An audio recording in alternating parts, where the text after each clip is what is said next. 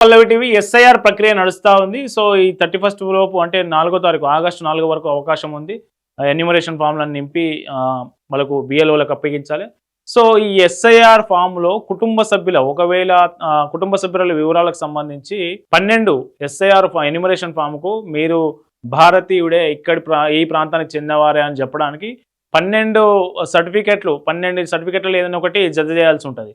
So ఆ 12 సర్టిఫికెట్లలో ఒకటి కుటుంబ register certificate, family register certificate అనేది ఒకటి ఉంటుంది. సో నిజానికి మన రాష్ట్రంలో ఇప్పటివరకు ఫ్యామిలీ రిజిస్ట్రేషన్ సర్టిఫికేట్ లేదు, ఓన్లీ రేషన్ కార్డులు మాత్రమే ఉన్నాయి.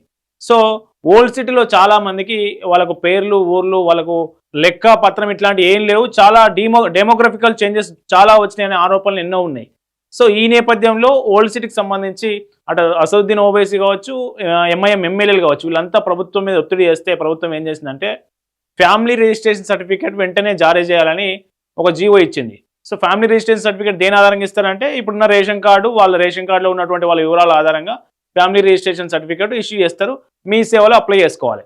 సో ఇది కథ. ఎస్ఐఆర్ కోసం ఈ ఫ్యామిలీ రిజిస్ట్రేషన్ సర్టిఫికేట్ ఎఫ్ఆర్సి రాష్ట్ర ప్రభుత్వం తీసుకొచ్చింది కొత్తగా మొన్న. సో వీళ్ళంతా మీ సేవలు అప్లై చేయాలి కదా. అయితే MIM MLA, Nampally MLA Majid Hussain ఎవరైతే ఉన్నారో ఇతని మీద గతంలో కూడా అనేక ఇతని వ్యవహార తీరు వివాదాస్పదమైంది మనం చూసినాం.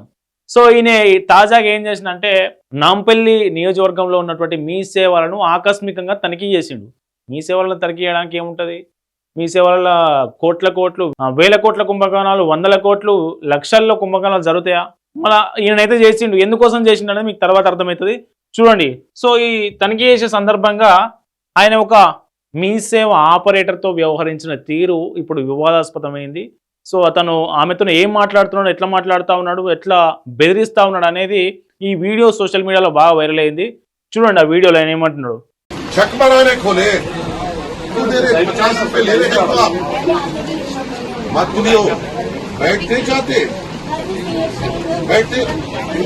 परमानेंट है, उठाइए जाइए, उठाओ ना तो तुम्हारा उठा देता हूँ।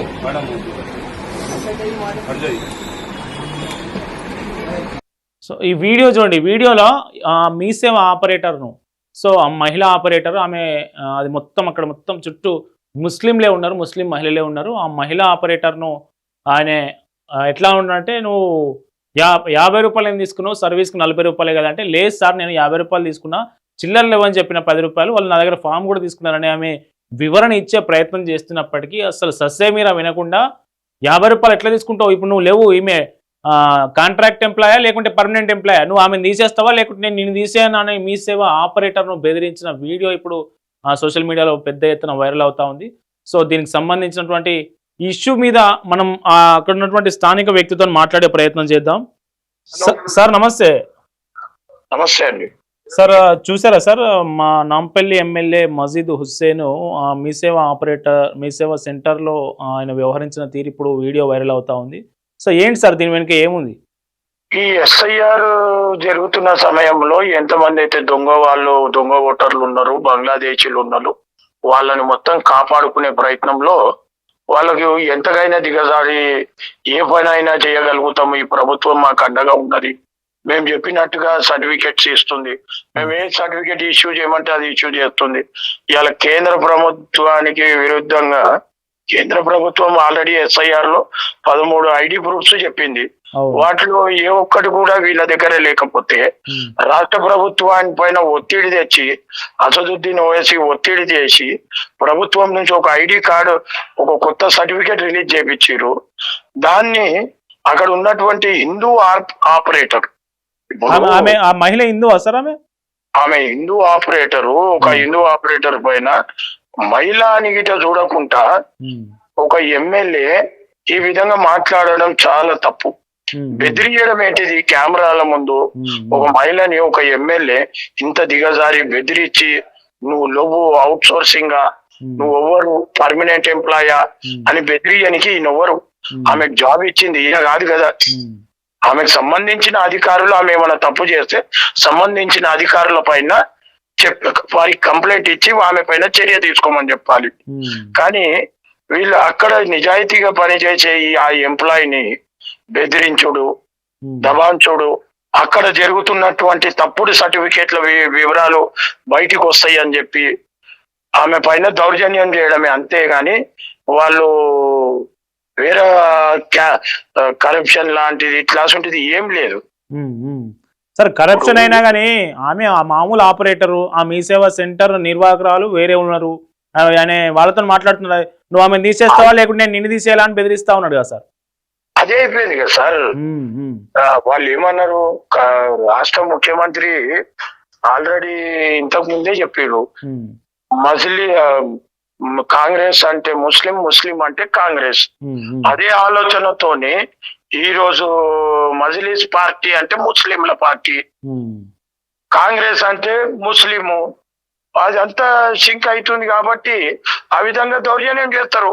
సొంత ప్రభుత్వం అనుకుంటుర్రు, సొంత ప్రభుత్వం అనుకుంటుర్రు వాళ్ళు, అట్లా ఆ విధంగా దౌర్జన్యం చేస్తున్నారు.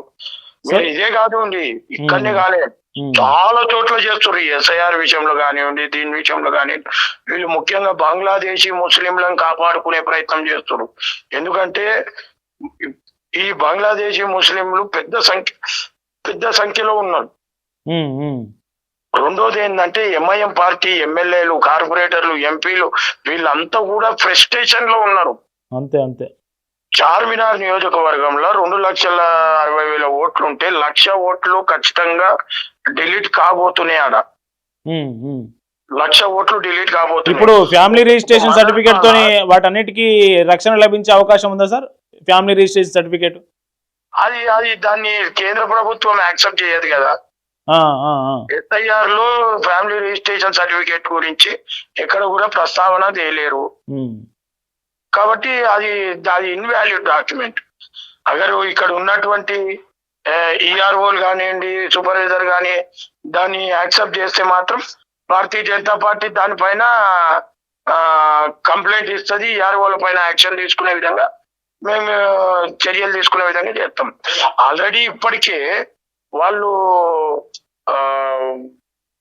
4 fathers డాక్యుమెంట్ లింక్ చేస్తాం. గ్రాండ్ పేరెంట్స్ అనే డాక్యుమెంట్. ఇప్పుడు తండ్రి తరఫున ఉంటేనేమో బ్లడ్ రిలేషన్ ఉంటది కాబట్టి నువ్వు గ్రాండ్ పేరెంట్స్ డాక్యుమెంట్ లింక్ చేయొచ్చు. గ్రాండ్ పేరెంట్స్ అంటే అమ్మ తరఫున కూడా అంటాడు. అమ్మ తరఫున అంటే అమ్మకు 18 years తర్వాతనే పెళ్లి అవుతుంది. మళ్ళీ ఎట్లా లింక్ చేస్తారు? అది తప్పు కదా. ఇప్పుడు అమ్మ వాళ్ళ నాయన, అమ్మ వాళ్ళ అమ్మ, ఇప్పుడు ఎట్లా లింక్ అవుతుంది? కూతురుకో కొడుకుకో ఎట్లా లింక్ అవుతుంది? అంటే వీళ్ళు ఏంటంటే అవకాశం చూసి చేస్తున్నారు. దానిపైన కంప్లైంట్ ఇచ్చినాం, దానిపైన గట్టిగా పోరాటం గిట్ట చేస్తున్నాం. ఈ ఫ్యామిలీ రిజిస్ట్రేషన్ సర్టిఫికేట్ పైన గిట్ట త్వరలో కోర్టు పోతాం. ఇది దీనిపైన ఖచ్చితంగా కోర్టు గిట్ట పోయే ఆలోచనలు ఉన్నాం, పోతాం కోర్టు. సరే, ఇప్పుడు ఆ మహిళ ఉన్న సీట్ లో ఒక ముస్లిం మహిళ ఉంటే పరిస్థితి ఇట్లా ఉండేదా సార్? పక్కకు ముస్లిం ఉన్నదండి, పక్కకు ముస్లిం ఉంది. ముస్లిం ఈ విధంగా మాట్లాడతారా? ముస్లిం మహిళ ఉంటే చదువురాని పిల్ల అయినా పర్వాలే, ఆమెకు తెలుసో తెలియక నువ్వు తప్పు రాయితా గాని ఆమెను క్షమిస్తారు. ఇవాళ ఎస్ఐఆర్ ఫామ్ ఫిలప్ చేయనికే ఎంతో మంది ముస్లింల దగ్గర ఎంఐఎం పార్టీ కార్యకర్తలే 100 రూపాయలు 200 రూపాయలు తీసుకుంటారు. ముస్లింల దగ్గరనే తీసుకుంటారు. దమ్ముంటే వాళ్ళని బెదిరించమనండి, ఆ తీసుకునేటోళ్ళ మీద కేసులు పెట్టుమనండి. 10 మంది ముస్లింలు ఒక హిందూ అమ్మాయి పని చేసే మీ సేవల హిందూ అమ్మాయి పైన ఇంత దౌర్జన్యంగా ఎంత బెదిరిస్తాడా? నిన్నెవరు పెట్టుకోండు, నేను తీసేస్తాము, నువ్వు అవుట్ సోర్సింగ్ పర్మనెంట్ ఎంప్లాయా? హిందూ అమ్మాయి మీద అడిగేటోడు లేడానా? ఇలా కాంగ్రెస్ ప్రభుత్వం అంటే ముస్లిం అని చెప్పి దౌర్జన్యం చేస్తారు మా పైన. ఓకే సార్, ఓకే, మాతో జాయిన్ అయినందుకు thank you sir. Thank you. So ఇది కథ. అక్కడ ఉన్నది మనం అక్కడున్న స్థానిక వ్యక్తిని మాట్లాడితే మనకు అర్థమైంది ఏంటంటే ఆమె ముస్లిం మహిళ కాదు, హిందూ మహిళ కాబట్టే ఇతను అట్లా వ్యవహరించిండు. ఎంఐఎం ఎమ్మెల్యే, నాంపల్లి ఎమ్మెల్యే అనేది మనకు స్పష్టంగా అర్థమవుతా ఉంది.